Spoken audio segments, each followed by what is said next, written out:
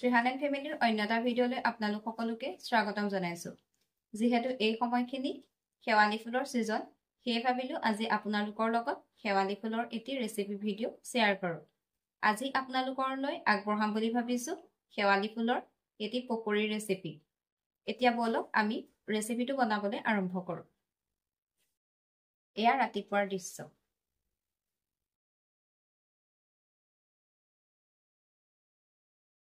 শেৱালি ফুলখিনি ৰাতিপুৱাই বুটলি আনিলো, কিন্তু ৰাতিপুৱাইনো শেৱালি ফুলৰ পকৰীৰ ৰেচিপি কি বনাম, সেয়ে ভাবিলো এতিয়া গধূলি সময়তে এই পকৰীৰ ৰেচিপিটো বনাওঁ। মই প্ৰথমে ফুলখিনি ভালদৰে এনেদৰে ধুই লৈছো।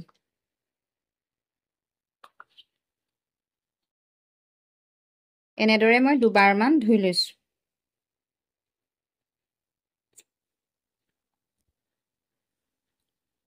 শেৱালি ফুলৰ পকৰী বনাবৰ বাবে আমাক লাগিব শেৱালি ফুল। মই ইমান পৰিমাণৰ শেৱালি ফুল লৈছো। দুটা পিঁয়াজ লাগিব, পিঁয়াজৰ পৰিমাণটো অকণমান বেছিকৈ লাগিব। 3টা কেঁচা জলকীয়া লৈছো। আপোনালোকে কেঁচা জলকীয়াৰ পৰিৱৰ্তে শুকান জলকীয়াও ব্যৱহাৰ কৰিব পাৰিব। জ্বলা আপোনালোকে কিমান খাব পাৰে সেই অনুসৰি জলকীয়া ব্যৱহাৰ কৰিব। পিঠাগুড়ি লাগিব। পিঠাগুড়িৰ পৰিৱৰ্তে আপোনালোকে বেচনো ব্যৱহাৰ কৰিব পাৰিব। কিন্তু যদি আপোনালোকে পিঠাগুড়ি ব্যৱহাৰ কৰে তেতিয়া পকৰীকেইটা বেছিকৈ মচমচীয়া হ'ব। ৰিফাইন তেল লাগিব। আপোনালোকে ৰিফাইন তেলৰ পৰিৱৰ্তে মিঠাতেলো ব্যৱহাৰ কৰিব পাৰিব। আৰু সোৱাদ অনুসৰি নিমখ আৰু হালধি পাউডাৰ লাগিব। পকৰী বনাবৰ বাবে মই পিঁয়াজ 2টা মিডিয়াম সাইজত এনেদৰে কাটি লৈছো আৰু জলকীয়া 3টা এনেদৰে মিহি মিহিকৈ কুটি লৈছো। মই পকৰী বনোৱাৰ আগতে শেৱালি ফুলখিনি এনেদৰে ভালদৰে মোহাৰি লৈছো।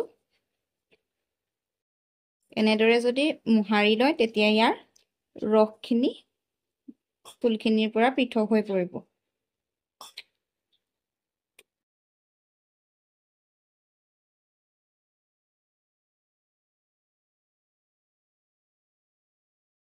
আপোনালোকেও এনেদৰে যিমান পাৰে সিমান গাৰ জোৰেৰে ফুলখিনি এনেদৰে ভালদৰে মোহাৰি ল'ব।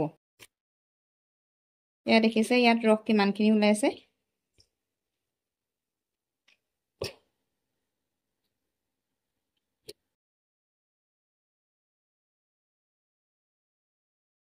এনেদৰে আপোনালোকে চেপি লোৱাৰ পাছত এইখিনি ভালদৰে এনেকৈ মুঠি মাৰি মাৰি এই সীতাখিনি পৃথক কৰি পেলাব। এই ৰসখিনি যদি থাকে এই ৰসখিনিয়ে তিতা কৰে। যদি আপোনালোকে এনেদৰে ভালদৰে পৃথক কৰি পেলাই ৰসখিনি তেতিয়া তিতাটো নহয়।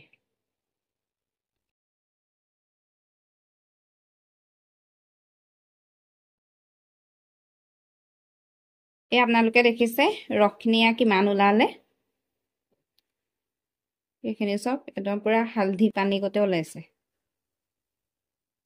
কিমানখিনি ফুলৰ পৰা মোৰ ইমানখিনি সীতা হ'ল।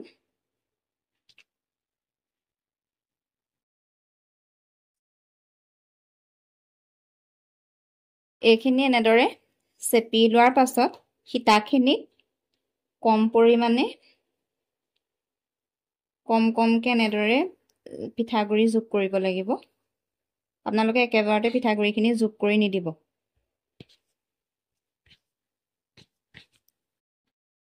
এনেদৰে মোহাৰি মোহাৰি থৈ দিব।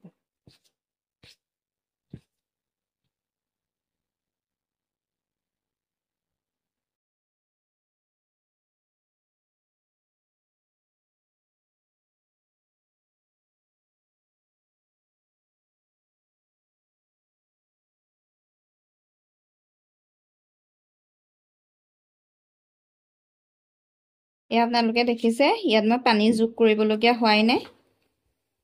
ইয়াত থকা আঠাখিনিৰে এইখিনি ভালদৰে ভিজি গৈছে পিঠাগুড়িখিনি।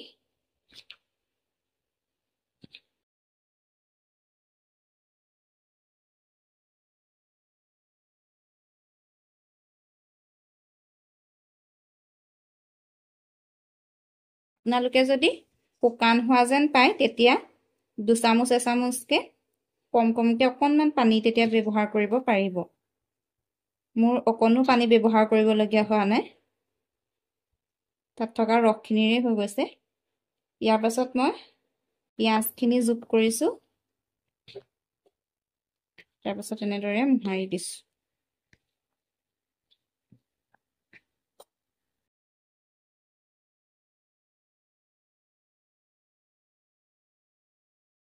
আৰু লগতে জলকীয়াখিনিও ইয়াত যোগ কৰিছোঁ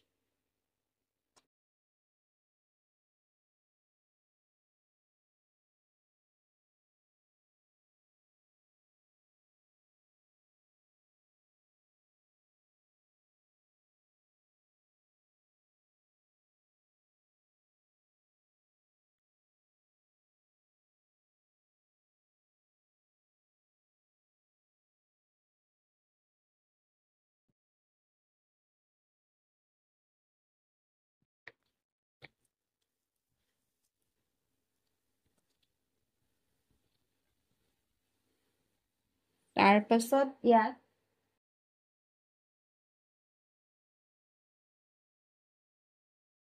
অকণমান হালধি যোগ কৰিছোঁ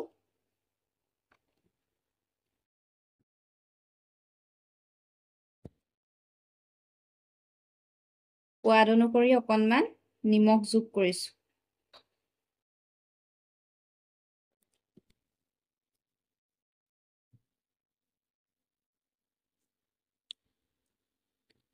তাৰ পাছত এনেদৰে আকৌ পুনৰ মুঠি দিছোঁ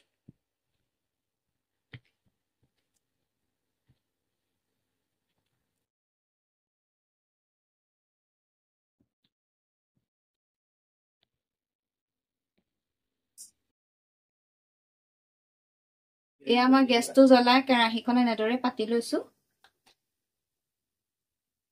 এই গেছটো গলাৰ কাৰণে কেৰাহীখন ভালদৰে নিজিলিকে কিন্তু এনেধৰণৰ কেৰাহীত যদি বনাই আপোনালোকে কম তেল ব্যৱহাৰ কৰিলেই হৈ যায় তেল বেছিকৈ নোপোহে ইয়াত মই ৰিফাইন তেল ব্যৱহাৰ কৰিছোঁ তেল অকণমান সৰহকৈ দিছোঁ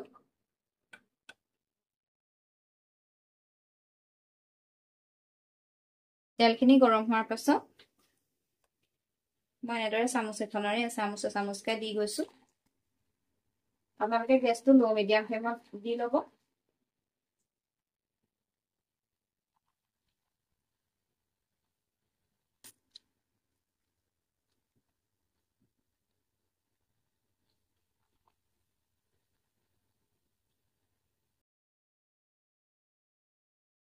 যেতিয়া এনেধৰণে ৰঙচুৱা হৈ আহিব তেতিয়া আপোনালোকে এইখিনি কাঢ়ি ল'ব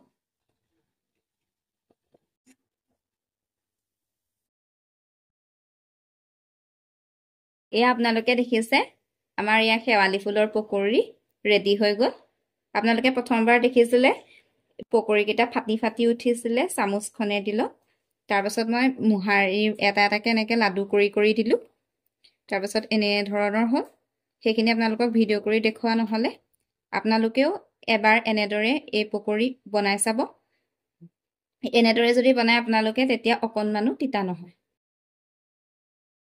আপোনালোকে যদি ভিডিঅ'টো চাই ভাল পালে লাইক শ্বেয়াৰ আৰু ছাবস্ক্ৰাইব কৰিবলৈ নাপাহৰিব ভিডিঅ'টো শেষলৈকে চোৱাৰ বাবে আপোনালোক সকলোকে ধন্যবাদ